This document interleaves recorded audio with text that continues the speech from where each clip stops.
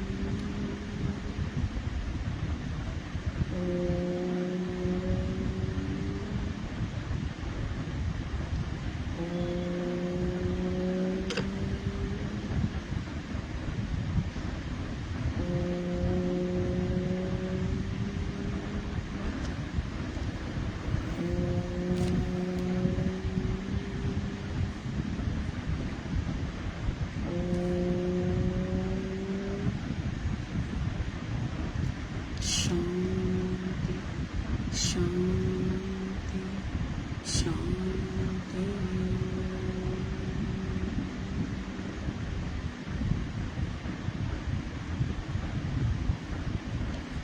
शुक्राना प्रभु, शुक्राना प्रभु, शुक्राना प्रभु, शुक्राना प्रभु, शुक्राना प्रभु, शुक्राना प्रभु, शुक्राना प्रभु, शुक्राना प्रभु, शुक्राना प्रभु, शुक्राना प्रभु, शुक्राना प्रभु। शुक्रिया शुक्रिया शुक्रिया, धन्यवाद धन्यवाद धन्यवाद। Thank you thank you thank you so much. हर चीज़ का ना ईश्वर ने एक समय बनाया है। समय के साथ साथ जो चीज़ें होती हैं ना वो सबसे ज़्यादा अच्छी होती हैं। जैसे कहते हैं ना, सुबह के समय सुबह नहीं होगी तो अच्छा नहीं लगेगा ना, दिन के समय दिन अच्छा लगता है। सुबह के समय हम नाश्ता करते हैं तो नाश्ते का टाइम अलग है, लंच का टाइम अलग है, डिनर का टाइम अलग है। तो भगवान ने जो चीज़ें, अगर ये रात ना हो तो शायद इंसान तब सोए ना, उसमें भी पैसा कमाता है।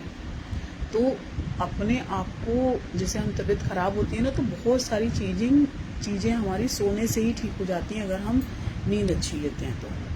और ये जो रात को हम सोते हैं ना, इसको सारी की सारी पूरे दिन की जो रिपेयरिंग होती है ना वो हमारी नींद कर देती है। तो सोना बहुत ज़रूरी है। और एक जैसे बच्चा, बूढ़ा और बीमार, ये कभी भी सोएं। लेकिन अगर जो भी इंसान जॉब में है या हाउस वाइफ हैं, अगर यंग एज में तो नहीं इतना समझ आता, लेकिन एक एज के बाद ऐसा होता है ना कि जब बॉडी टायर्ड हो रही है तो आप रिलैक्स कर सकते हैं। उसके लिए कोई बंधन नहीं है कि सांझ हो रही है तो वैसे तो नहीं सोना चाहिए, लेकिन अगर आप बहुत एक्सेस थके हुए हैं तो कोई ऐसा हर्ज नहीं होता। भगवान कभी खुश नहीं होते कि आप तकलीफ में हैं और आप आंखें ज़बरदस्ती खोल के बैठे हैं, आपको नींद आ रही है, आप 10 मिनट के लिए आंखें बंद कर लीजिए, कोई बात नहीं। कुछ हर क्षण ईश्वर हैं। आज यहाँ पे दिन है तो कहीं पे रात है, तो इसको क्या कहेंगे। तो प्रभु का नाम कभी भी लीजिए, कहीं पर भी लीजिए, और जो हमारे लिए एक विधान बनाया है ना प्रभु ने कि ऐसे करना है, अभी दिन है तो ये करना है, सूर्य भगवान को जल चढ़ाना है, तो जो हमारे प्रत्यक्ष देवता है ना, जल, पृथ्वी, आकाश, वायु, अग्नि, ये साक्षात देवता हैं जो हमें दिख रहे हैं लाइव, और हमारी श्वास, तो हमें इनको नमन करना चाहिए। सबसे पहले उठ के सारी रात उन्होंने हमारी केयर करी, वायु हमारे अंदर, प्राण वायु जा रही है तभी तो हम सवेरे उठ पाए, श्वास चल रही है, शरीर में अग्नि भी दहक रही है, और उस पृथ्वी पे भी हम लेटे हैं, आकाश के नीचे हैं, तो पांचों तत्व हमें पूरी तरह सपोर्ट कर रहे हैं। तो सबसे पहले तो उठ के रात को सोने से पहले भी धन्यवाद दीजिए दिन भर के लिए, और सवेरे उठ के भी कि रात अच्छी बीत गई, हम चैन से सो पाए। बहुत लोगों को देखिए कैसे बेचारे बेहाल होते हैं, सो नहीं पाते हैं। और वक्त ऐसी चीज़ है कि अच्छों को सब कुछ सिखा देता है। पीछे कैसे एक व्यक्ति था, वो कमिश्नर था, और कमिश्नर होने के बाद जब वो रिटायर हुआ तो उसे वहाँ से वो बंगला खाली करना पड़ा, उसे दूसरे घर में आना पड़ा, और वो अब जैसे किसी की आदत पड़ जाती है ना, तो वो एटीट्यूड उसका बरकरार था। अब वो कहीं सवेरे टहलने जाता तो भी ऐसे, मतलब कोई किसी से हाय हेलो नहीं करना, हाल चाल नहीं लेना, कुछ नहीं, बस अपने उसमें कि मैं तो कमिश्नर हूँ। और वहाँ पर और भी बुजुर्ग आते थे, वो भी सब जो भी निकलते हैं कहीं ना कहीं कुछ ना कुछ तो उन्होंने भी जीवन में अचीव किया हो। तो कई दिनों तक देखते देखते एक व्यक्ति ने उन्हें रोका, दूसरे बुजुर्ग ने, उन्होंने बोला कि आप पुराने कमिश्नर है ना? तो वो एकदम चौड़ में आ गया, हाँ मैं तो पुराना कमिश्नर था, मेरे से लोग आते समय टाइम लेते थे, और मैं किसी को टाइम देता था, किसी को नहीं देता था, ऐसे रौब में रहता था। उसने कहा अब, कह रहे हैं अब तो मैं रिटायर्ड होके यहाँ पे आ गया हूँ, तो कह रहे हैं कि ना आपको पता है मैं कौन हूँ? तो उसने बताया मैं नेता था। उसने कहा मैं अभिनेता था। 2-4-5 लोगों का उन्होंने इंट्रोडक्शन दिया। उन्होंने कहा कि आपने बल्ब देखा है? उसने कहा हाँ, जो रोशनी देता है। उसने कहा जब वो फ्यूज हो जाता है तो क्या करते हैं? उसको उतार के फेंक दिया जाता है। तो हमारा जो रोशनी वाला पार्ट था वो खत्म हो चुका, हमारी कुर्सी चली गई। इसलिए हमें अकड़ हमारी तब तक थी जब तक वो कुर्सी की लाइट जल रही थी, चमकती। आज आपको कोई नहीं जानता, यहाँ पे सारे आपके टक्कर के ही लोग बैठे हुए हैं, रहते हैं। इसीलिए अपने घमंड को वहीं तक सीमित रखिए जहाँ तक पॉसिबल हो, लेकिन उसके अलावा जब आप किसी से मिलते हैं तो आप ये मत बोलिए कि मैं कमिश्नर था, नेता था, डॉक्टर था, अभिनेता था। जो भी थे वो आपका कार्य था, वो कार्यकाल आपका समाप्त हो गया। अब आप कहाँ पे हैं? आप नॉर्मल स्थिति में हैं। जैसे आम पब्लिक है वैसे ही आप हैं। अब हम अपनी 20 साल पुरानी बातों को याद करते रहे, हम तो ये थे, हम तो ये दिखते थे, तो कोई मतलब नहीं बनता ना। तो जो है उसे स्वीकार करते चलो, लेकिन एक नम्रता तो हर जगह होनी ही चाहिए, उसके बिना काम नहीं चलता। और एटीट्यूड वाले तो बड़ों को भी कोई पसंद नहीं करता, कोई भी नहीं पसंद करता, ये तो पक्की बात है। इसीलिए एटीट्यूड मत रखिए, दुआएं और आशीर्वाद इकट्ठे करिए, सबसे प्रेम से मिलिए। हो सकता है पता नहीं कौन कब किसके काम आ जाए, या हम किसी के काम आ जाए। तो अच्छे से रहेंगे, मिलके रहेंगे, तभी तो हम किसी का दुख सुख जानेंगे। एटीट्यूड में रहेंगे तो अकेले रह जाएंगे। इसलिए नम्रता से रहिए, किसी के काम आइए, अच्छा लगता है। जैसे एक रेस्टोरेंट था, वहाँ पर बड़ा अच्छा खाना मिलता था, बहुत ही अच्छा खाना मिलता था, नाश्ता मिलता था। और ठीक उस रेस्टोरेंट के सामने एक भिखारी था। वो सोचता था कि इसके यहाँ कब भीड़ हो और मैं जाके यहाँ से खाना ले आऊँ और मुझे पैसे ना देने पड़े। पहले टोकन वोकन नहीं होते थे, अब तो खैर कैमरे वैमरे लग गए हैं, सब कुछ हो गया है। और वो जैसे ही करता था, जैसे ही उसकी दुकान पे भीड़ होती थी वो जाता था और वहाँ से खाना लेके आ जाता था, और कोई उसको पता नहीं चलता था कि कोई मुझे देख रहा है। अब इसी तरह एक आदमी वहाँ पे आया, उसको वहाँ का खाना अच्छा लगा, अब वो रोज आने लगा। और जब वो आता देखता कि ये आदमी बिना पैसे के खाना लेके जा रहा है। उसने एक दिन वॉच किया, 2 दिन किया, तीसरे दिन किया, चौथे दिन उसने उसके मालिक के पास जाके कहा कि मुझे आपसे कुछ ज़रूरी बात करनी है और आपके काम के सिलसिले में ही है। तो उन्होंने बोला हाँ रुकिए, थोड़ी भीड़ हल्की हो जाए, आपसे बात करता हूँ। जब थोड़ी भीड़ हल्की हुई तो उसने जाके बोला कि क्या आपको मालूम है कि आपकी दुकान से चोरी हो रही है। उसने कहा कैसे? उसने कहा वो देखिए, वो सामने एक भिखारी बैठा है और वो आपकी दुकान से खाना लेके जाता है और वहाँ ले जाके खाने लगता है, लेकिन वो उसको वो पैसा कभी नहीं देता, पर्ची कभी नहीं कटवाता। तो उसने कहा हाँ मैं जानता हूँ। तो उसने कहा आपने कोई एक्शन क्यों नहीं लिया? उसने कहा ये बताने वाले आप मेरे पास पहले व्यक्ति नहीं हैं, ये बात मुझे कई और लोगों से भी पता चल चुकी है। लेकिन क्या आपको पता है ये किसके भाग्य से हम खा रहे हैं? जैसे हमारे घर में कोई आता है ना, हम थोड़ा सा चिड़चिड़ाने लगते हैं, लेकिन हम ये नहीं सोचते कि उसकी वजह से हमारे घर में आज एक चीज़ और एक्स्ट्रा बन गई जो हम भी खा पा रहे हैं, या हमारा ये बनाने का मन नहीं था लेकिन वो आ गया तो उसकी वजह से बन गई, तो उसके भाग्य से हम खा रहे हैं। हमें नहीं पता कि किसकी दुआ और किसका एक एक कण हमें दुआ दे के चला जाता है और हमें कब काम आ जाए। तो उसने कहा कि हाँ मैं उसे बहुत अच्छे से जानता हूँ, और वो जब वहाँ पे रहता है ना तो वो हर वक्त ईश्वर से यही प्रार्थना करता है, हे भगवान इनकी दुकान में इतनी तरक्की हो, इतनी ग्राहकी बढ़े कि मैं जाऊं और इन्हें पता ना चले।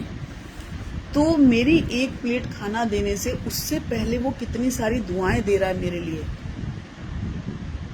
कि इसकी दुकान पे भीड़ रहा है, मैं खाना खा सकूं। तो वो फ्री में नहीं खा रहा, वो मुझे बहुत सारी दुआएं दे रहा है, और उसकी वजह से मेरी दुकानदारी बहुत बड़ी है। जब वो मेरी दुकान पे आता है मेरा काम और तेजी से बढ़ता है। मैं उसे कैसे मना करती हूँ? और ना मैं उसे ये जताता हूँ कि मुझे पता है कि वो खाना लेके जा रहा है और मुझे मालूम है। वो अवॉइड कर जाते हैं उन्हें कि उसे ले जाने दो, और उसे ये आभास नहीं होना चाहिए कि हम जानते हैं। और सेवा का एक्चुअल सच्चा भाव तो यही होना चाहिए कि हम किसी को जताए भी ना और सेवा भी करते हैं, है ना। और कहीं कहीं पे आलस भी होता है, कहीं कहीं पे मजबूरी भी होती है। तो जहाँ पे आलस है वहाँ उसे ठीक करना चाहिए। जहाँ पे बेरोजगारी उस तरह की है कि वो सक्षम नहीं है तो वहाँ हेल्प भी करनी चाहिए। जैसे मैंने कल कहा था कि 2-3 चीज़ें होती हैं, भाव, अभाव और प्रभाव। तो तीनों का पहले मतलब समझ लीजिए, उसके बाद बढ़िए। जैसे एक पापा थे, वो बहुत बहुत मेहनती थे, बहुत, एक फैमिली के एक बड़े सीनियर जैसे मेहनती होते हैं, लेकिन उनका बेटा उतना ही आलसी था। वो कुछ नहीं करना चाहता था, कुछ भी, बैठे बैठे खाना बस। अब जब उसने अपना ग्रेजुएशन कंप्लीट कर लिया तो उन्होंने, जब उसका जैसे रिजल्ट आया तो उन्होंने कहा कि बेटा अब तुम बड़े हो गए हो और अब तुम जो है कमाओ और मुझे भी पैसे ला के दो अपनी कमाई के। अब उसने तो अभी तक राजसी जीवन जिया था, जो चाहा वो मिल गया। पिता ने नहीं दिया तो माँ ने दे दिया, माँ ने दिया तो बहन ने दे दिया। अब उन्होंने कहा कि अगर तुम कमाओगे नहीं तो घर पे आने की जरूरत नहीं है। ऐसा कह के उस बेटे को कहा निकलो यहाँ से बाहर, अब बहुत हो गया, अब आलस छोड़ो, कमाओ, अब तुम्हारी उम्र हो गई है। अब उस लड़के को लगा कि मैंने आज तक कुछ नहीं किया, अब मैं क्या करूँगा, कैसे जीवन यापन करूँगा, क्या ऐसा सोच ही रहा था। तो उसके मन में ख्याल आया, अरे माँ तो है। तो वो ऐसी बाहर घूमता टहलता गया, 2-4 घंटे बिता के माँ के पास आया। माँ को बोला कि पापा ने आज मुझे ऐसा कहा है। तो माँ ने बोला चल कोई बात नहीं, एक सोने की गिन्नी निकाल के दी, कहा कि पापा को दे देना और कह देना ये मैं कमा के लाया हूँ। उसने वही किया। अब वो अपने फादर के पास गया, उसने गिन्नी दे दी। अब पापा तो समझ चुके थे कि माँ ने सपोर्ट किया है, लेकिन उसने कुछ जाहिर नहीं किया। उसने कहा बेटा ये तो बहुत अच्छी बात है, तुम जाओ और इस गिन्नी को बाहर वाला जो कुआं बना है ना हमारे घर में, उसमें फेंक के आ जाओ। उसे लगा पापा कैसी बातें कर रहे हैं, सोने की गिन्नी को कुएं में डलवा रहे हैं। उन्होंने कहा जो कह रहा हूँ वो करो। और वो बेटा गया, पिता के कहने से वो गिन्नी उसमें डाल के आ गया। अब दूसरा दिन हुआ, उसने कहा चलो भाई आज दूसरी गिन्नी देने का टाइम है, जाओ तुम। अब इस बीच में उसने क्या किया कि उसने अपनी पत्नी को भेज दिया उसके मायके, क्योंकि वो समझ गया था कि इसकी माँ ने इसकी मदद करी है। अब माँ तो चली गई, अब वो क्या करे। अब वो थोड़ा सा परेशान हुआ, फिर उसको याद आया मेरी बहन भी तो है। फिर वो 2-4 घंटे घूम के आया और बहन के पास गया। उसने कहा कि ऐसे ऐसे कल तो मम्मी ने सपोर्ट कर दिया था, आज तो मुझे पापा मारेंगे, आज मेरे साथ ये होगा वो होगा, मैं क्या करूं, मैंने तो आज तक मेहनत नहीं करी। तो बहन को भी दया आ गई, रक्षाबंधन का ख्याल आ गया। उसने कहा चल ले आज मैं तुझे पैसे दे देती हूँ, तो पापा को कहना मैंने आज ये किया। अब वो गया, पापा को उन्होंने जाके वो पैसे दे दिए। तो पापा ने बोला कि जो है जाओ उस कुएं में फेंक के आ जाओ। वो फिर परेशान हो गया कि पापा क्या कह रहे हैं। अब वो गया, फिर उस कुएं में डाल के आ गया। अब तीसरा दिन था। अब वो माँ से भी हेल्प ले चुका था, बहन से भी ले चुका था। अब वो क्या करता, अब उसे समझ में नहीं आ रहा था वो करे तो क्या करे। अब वो किसी दुकानदार वहाँ गया, पंसारी के यहाँ। उसने कहा आप मुझे कोई काम दे दीजिए और मुझे पैसे चाहिए बहुत ज़रूरी। तो उसने कहा ठीक है, मेहनत करो। उसने बोला ये जो है चावल की बोरियां हैं, इसको ऊपर गोदाम तक लेके जाओ और जो है जब ज़रूरत पड़ेगी सवेरे से शाम तक काम करोगे तो तुम्हें मैं 500 रुपये दूंगा। उन्होंने कहा चलो ठीक है, लेकिन उसने कहा मैंने आज तक किया नहीं है, तुम मुझे बता दोगे तो मैं कर लूँगा। अब वो जो है बढ़िया शर्ट वर्ट उसने अच्छी पहनी हुई थी। अब वो उसने उठाई बोरियां चावल की, यहाँ पीठ पे रखी। अब उसे उठाई ना जाए, इधर दर्द उधर दर्द ऐसे ऐसे करने लगा। लेकिन पैसे कमाने भी जरूरी थे क्योंकि पापा ने कहा था कि घर में घुसने नहीं दूंगा। अब उसने शाम तक मेहनत करी और इतना मेहनत चूर चूर हो गया और 500 रुपये लाके उसने पापा के हाथ में दिए और वो दीवान से गिर गया क्योंकि थक चुका था पूरी तरह। अब उसने कहा रुको रुको रुको रुको, अभी सोना नहीं है बेटा, आज ही तो तुमने मेहनत करी है इतनी अच्छी, सोना नहीं है, इस पैसों को तुम कुएं में डाल के आओ जहाँ मैं तुमसे रोज डलवा रहा हूँ। अब उस लड़के को सारा उसका जो है नींद विंद फुर हो गई। उसने बोला पापा ये मेरी मेहनत के पैसे हैं जो आप कुएं में डलवा रहे हो। उसने कहा बस यही तो सुनना चाहता था मैं तुम्हारे मुंह से। ये जो इतने सालों तक तुमने ऐश करी है, ये मेरे पैसे भी बहुत मेहनत के थे जिसको कभी तवज्जो नहीं दी तुमने। आज मैं तुम्हें यही समझाना चाहता था कि पैसों की कदर करना सीखो। समय के हिसाब से अगर आपको कुछ चीज़ सिखाई जा रही है तो उसे सीखिए, उसे अनुभव में लाइए, तभी जीवन आपका सफल होगा। नहीं तो परेशान रहोगे और मेहनत करने की आदत नहीं पड़ी तो जिंदगी में कुछ काम नहीं आएगा अपनी मेहनत के अलावा।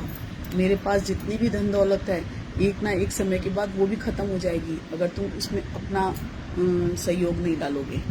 तो जो भी चीजें हैं परिस्थितियों के साथ सबको आगे बढ़ना पड़ता है। किसी के भरोसे मत बैठो, अपना मेहनत करो, कमा के लाओ, हमारी भी सेवा करो। उस दिन से उसे समझ में आया कि पापा मेरे साथ इतना टाइट क्यों थे, इतना हार्ड क्यों बिहेव कर रहे थे। मेहनत की कभी हार नहीं होती और अच्छी नीयत से कमाए गए धन से जो भी घर में अन्न धन जो भी आता है, इवन देन आपकी औलाद भी आती है ना, तो वो भी बहुत भाग्यवान होती है। गलत रास्ते पर नहीं चलेगी। अच्छी आपको औलाद मिल रही है तो ये आपका बहुत बड़ा गुड लक है। तो जीवन में अच्छी संस्कार वाली औलाद मिलना सबसे बड़ा सौभाग्य है और जिसमें मैं भी शामिल हूँ उसमें। हमारे तो तीनों बच्चे, धनुष भी बहुत अच्छा है, नेहा नितेश भी बहुत ही अच्छे हैं, बहुत केयरिंग है। तो भगवान ऐसे बच्चे सभी को दे। तो ईश्वर सबके घर में खुशियाँ दे, सबके लिए प्रार्थना कीजिए, सबके सुखी हों, सबकी औलादों के अंदर संस्कार हों, सुखी हों, संपन्न हों, सबको प्रेयर करिए। पता नहीं किसकी दुआओं से आज हमें ये फल मिला है, किसका आशीर्वाद लग जाए। इसीलिए कहते हैं दुआएं और आशीर्वाद इकट्ठे करो। किसी भी परिस्थिति में ईश्वर से भरोसा मत उठाना, उठने मत देना। वह रात को जब पेड़ पर पक्षी सोते हैं ना तो उन्हें भी गिरने नहीं देता। ये है उसकी कृपा। ज़रूरतें और नींद जिंदगी में कभी पूरी नहीं होते। जो जितनी सुविधा में है उतनी ही दुविधा में है। आशा और विश्वास कभी गलत नहीं होते। बस ये हमारे ऊपर निर्भर करता है कि हमें आशा किसके साथ रखनी है और विश्वास किसके साथ रखना है। बेढंगे काम करने वालों को न तो समाज में सुख मिलता न ही जंगल में। ऐसे व्यक्ति को समाज में मनुष्यों का सत्संग दुखी करता है और जंगल का अकेलापन। इसलिए जो भी है ईश्वर के सानिध्य में रहें। इंसान के अंदर अगर संतोष है तो वो सबसे ज़्यादा अमीर है और अगर शांति है तो वो सबसे ज़्यादा सुखी है और दया है तो सबसे ज़्यादा श्रेष्ठ है और अगर स्वस्थ है तो सबसे ज़्यादा भाग्यशाली है। वक्त तय है, जगह तय है, घटना तय है, घटित होना तय है। जितना बेहतर आप खो रहे हैं उससे बेहतर आपको मिलेगा। क्रोध आए तो खुद से लड़ो, लोगों से नहीं। मुसीबत आए तो समय से लड़ो, खुद से नहीं। तुम स्वयं के लिए इतने पर्याप्त हो कि तुम्हारे समस्त घाव तुम खुद भर सकते हो। और सबसे ज़रूरी है कि हीलिंग हम स्वयं जब करना शुरू करते हैं ना, तब हमें कृपा मिलती है। हम अगर रोते रहेंगे तो ज़िंदगी भर रोते ही रहेंगे। भगवान हमेशा तथास्तु कहने के लिए बैठे हैं। पहले लगता था हावी होना जीत है, फिर लगता है लगने लगा प्रभावी होना जीत है, अब लगता है कि हार मानना ही जीत है। क्या फ़ायदा फालतू में किचकिच करना, छोड़ दो। ब्रह्मांड का नियम है, आप जो खुद को मान लेते हो वही आप बन जाते हो। आप अपने आप को बेचारा मानेंगे तो बेचारे ही बन के रह जाएंगे। तब ब्रह्मांड हमेशा तथास्तु कहने के लिए आगे रहता है। आप कहते हैं मैं भाग्यशाली हूँ, तब भी ईश्वर ऊपर से आशीर्वाद देते हैं तथास्तु। मैं अच्छा हूँ, तब भी तथास्तु। इसीलिए अपने आप को सबसे ज़्यादा सौभाग्यशाली मानिए कि हम उस परमात्मा के अंश हैं। कीचड़ का कारण भी जल है और कीचड़ का निवारण भी जल है। इसी तरह मन को दूषित करने वाला भी मन है और मन को पवित्र करने वाला भी मन ही है। इत्र की महक दामन में हो ना हो, जज्बात और कर्म हमेशा महकदार होने चाहिए ताकि उसकी सुगंध दूर तक आए। गीता में लिखा है, क्रोध से भ्रम पैदा होता है और भ्रम से बुद्धि नष्ट हो जाती है। जब बुद्धि नष्ट होती है तो इंसान खुद का ही नुकसान कर बैठता है। इसीलिए संकट के समय मौन और शांत रहना सीखिए। इंसान की समझ सिर्फ इतनी है कि उसे जानवर कहो तो नाराज हो जाता है और शेर कहो तो खुश हो जाता है। इंसान दूर तक देखने के चक्कर में करीबियों को खो देता है। सही बात है।